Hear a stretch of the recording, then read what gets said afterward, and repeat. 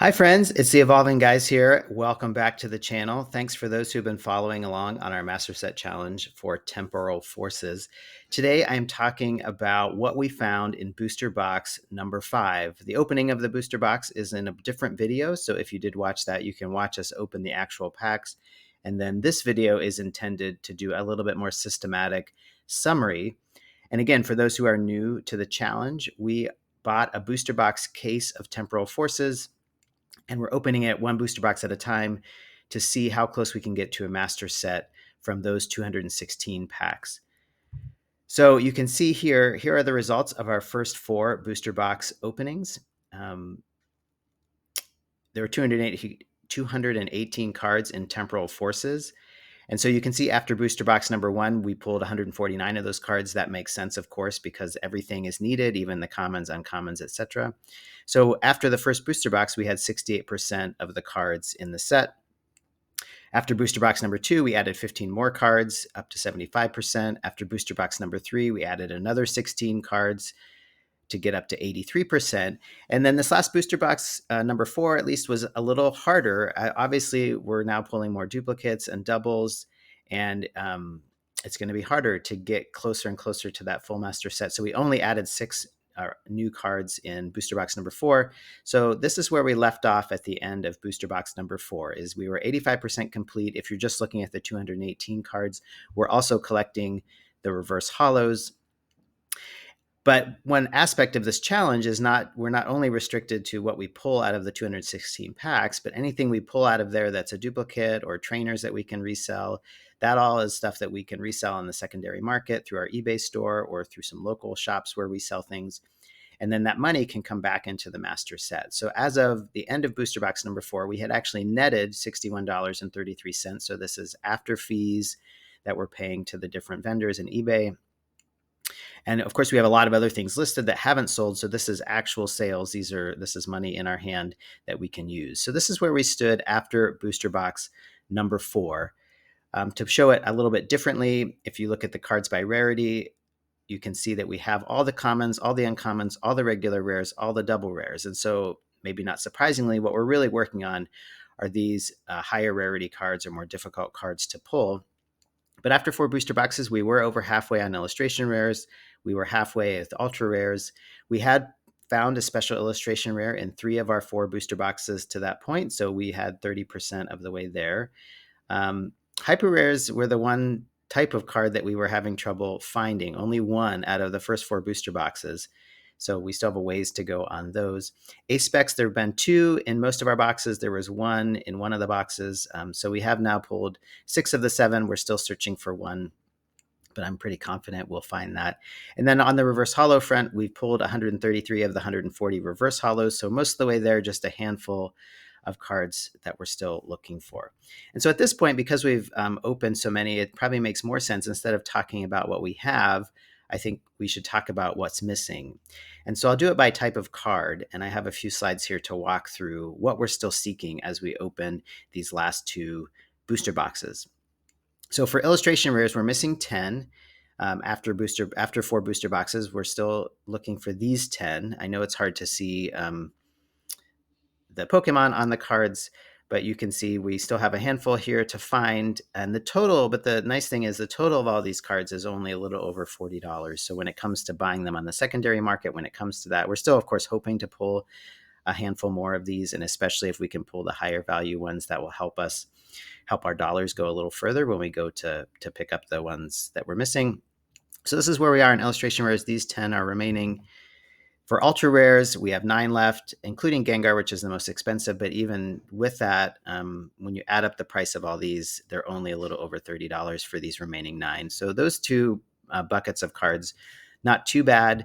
I think where, of course, we get hit a little bit harder is in the special illustration rares. On one hand, we've had pretty good luck. We've pulled 1 in 3 of our 4 booster boxes. We've pulled a special illustration rare. But with 10 in the set, that means we still are missing 7. And if you add up the price of those 7, it's over $250. And so that's, again, we're, fingers crossed. It seems like it's 1 or 0. So let's hope in booster boxes 5 and 6 that we pull at least one in each of those, which will really help drive this number down a little bit. But it seems obviously really likely that we're going to have to probably find a way to get some of these cards in other ways. I mentioned with hyper rares, we've only pulled one hyper rare. The nice thing is, as far as needing to buy these, is that they're not that expensive. I mean, they're between $10 and $20 each. I think most of them, but that does add up. And so you can see it's about $70 right now to pick up the remaining 5. So again, hopefully we pull. It'd be great if we could pull a special illustration rare and a hyper rare from a booster box, but so far we have not had that happen. The only A spec we're missing is Hero's Cape. It's around $11 to pick up. So again, we're getting around 2 of these a box. So I'm hopeful that over the next 2 boxes that we'll pull this. And again, we'll probably also pull some doubles of ones we already have, and that'll be nice to resell because they are useful in the trading card game. As far as the missing reverse hollows, we're missing 7. And so here they are. I didn't total the cost because, again, the cost is not going to be that much, but just we'll be keeping our eye out for these hollows, in reverse hollows in particular, as we open booster boxes 5 and 6. So how did we do in booster box number 5? If you watch the opening, you have some sense of what we pulled. I think it was a stronger box. I think booster box number 4 was probably our worst one so far. The number of hits were down, but booster box number 5, if you watch the video, it started off really strong. We pulled a special illustration rare from the very first pack. So that was really nice that we knew right off the top that we were going to have at least one special illustration rare. In the end, we ended up pulling 15 what I call hits. Again, I'm counting A specs as hits. And you can see the breakdown here. 6 of them are double rares. You're going to have, I mean, it seems like, roughly half or a little less than half of the hits are double rares. And at this point, we don't need any double rares, but those we can return those around and put them in these homemade packs that we make and sell. So they're not without value to us, but of course, we're more interested at this point in some of these other rarities. So we did pull 2 more A specs. They were both doubles in this case. The nice thing is, though, we pulled a prime catcher, and so we already have a prime catcher for our master set. So this, right now is around $30. So it hasn't sold yet. We have it listed. So fingers crossed that sells, and that would be a really big help in the money that we can put back into the cards we're missing. But you can see we pulled 3 illustration rares. We pulled 2 ultra rares. We pulled, again, that special illustration rare. No hyper rares again in this box. We did have the illustration rares. We had one of those already. So again, the ones that are doubles, we can turn around and try to sell to claw back a little bit of that value. So I wanted to go back to the slides that I had at the beginning, but in this case, I'll just kind of cross off. It's like our checklist here. So what's missing? So the illustration rares, before box number 5, we needed 10. 2 of the 3 that we pulled in this box are ones we needed, including the second most valuable one, the Sawsbuck. So you can see here, we've got green check marks to indicate the ones we pulled from this particular box. And so we've gone from needing 10 to needing 8. And the value of what we still need decreased by about $10, which is nice. Again, the Sawsbuck really helps here because it was it's the second most valuable illustration rare that we're missing. And so we still have about $32 of illustration rares. And again, we still have 1 booster box to go in the challenge. So hopefully we'll still pull. We seem to be pulling around 3 illustration rares per booster box. So hopefully we'll pull at least a couple of these ones that we're missing. For the ultra rares, we were in need of 9 at the beginning of this booster box. We did pull 2, and we needed both of them, including we pulled Cypher Maniac's Code Breaking, which is the second most valuable. So we're still looking for that Gengar EX, but we did pull one. I think Cypher Maniac is around $7. The Farafarig is just $1, I think, or $2. So you can see we've reduced the value of what we're missing from $34 to around $25. And again, we have 1 more booster box. So hopefully we can pull, again, that Gengar would be great, but we'll pull a few more of these hopefully in our last booster box. We'll see. As far as the special illustration rares, again, on one hand, I think we've done really well. We've had 1 in every box except for 1, and we've actually pulled some of the more valuable ones, which I'll get to in just a second. But you can see here, we did pull the Iron Leaves EX in this booster box. Again, it was in the very first pack if you watched the opening, so that was really kind of fun. First pack magic, I suppose. So you can see what we have left here. That the Iron Leaves, has a value of around $40 right now, and so you can see that drops the amount that we need. The value of what we need from $250 to about $210. But that's still, obviously that's not cheap. That's still a big chunk of change spread across these cards. So we've got 1 more booster box. fingers crossed that we pull at least one of these cards in there. If we pulled the Mortys or the Walking Wake, that would be great. One of the more valuable of the special illustration rares. But I still think this is probably going to be the hang up, right, of getting close to a master set.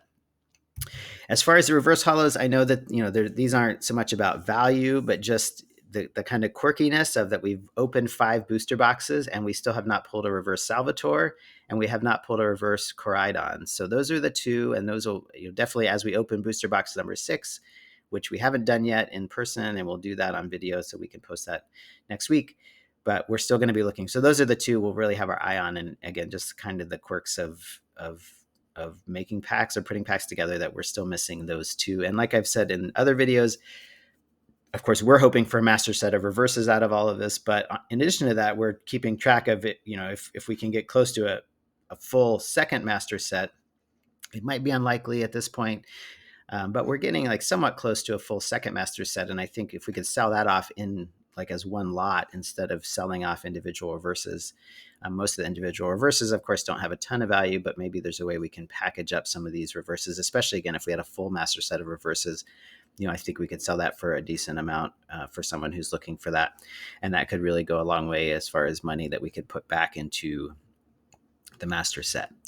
So I wanted to real quick just talk about, these are the 8 most valuable cards in the set. And you can see that in some ways, again, I think we've had pretty good luck with this booster box case. We've pulled, as you can see, we pulled the most valuable card, the 3rd most valuable card, the 4th most valuable card, the 6th, and the 8th. So we've pulled quite a few, and we've pulled 2 prime catchers. The ace specs are a little easier to find, but the fact that we've pulled 2 of the most valuable of the ace specs is really nice. Again, hopefully when that sells, that'll help a lot with putting money back into the challenge. So in some ways, I feel pretty good about this. We'll see with our last booster box if we can pull one of these remaining ones, or even if we doubled up on one of these that we could resell, that would be great too.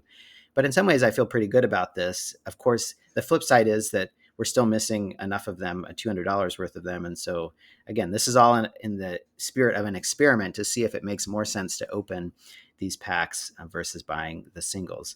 So one thing I've mentioned is that we are doing some reselling. So this is an update on our sales. So far, we've sold gross sales of $70 of cards from the packs that we've opened.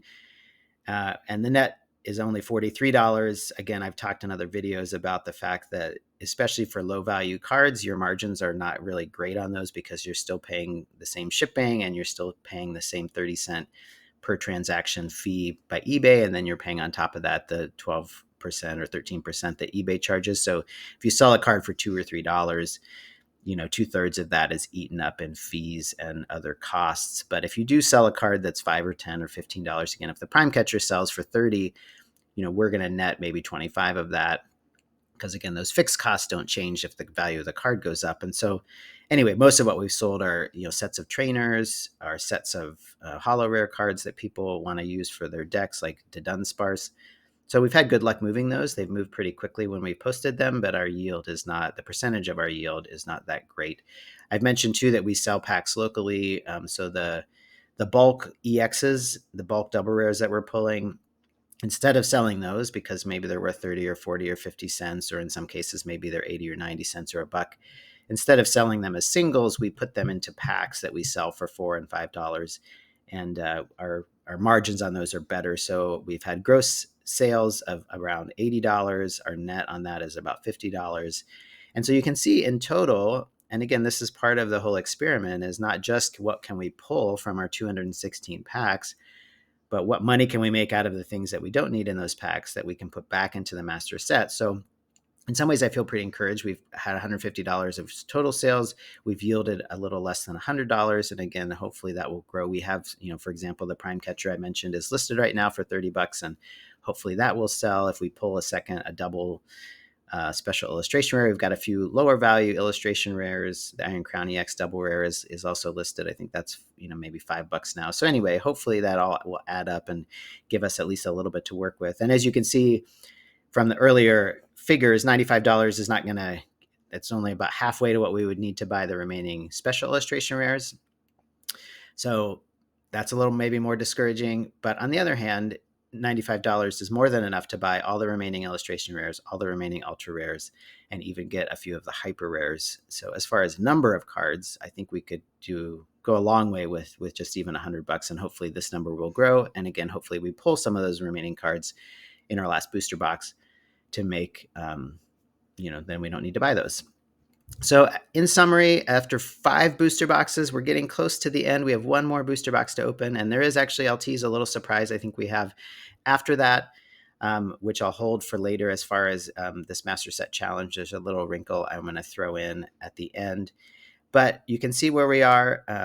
As far as progress on the 218 cards, we are at 191.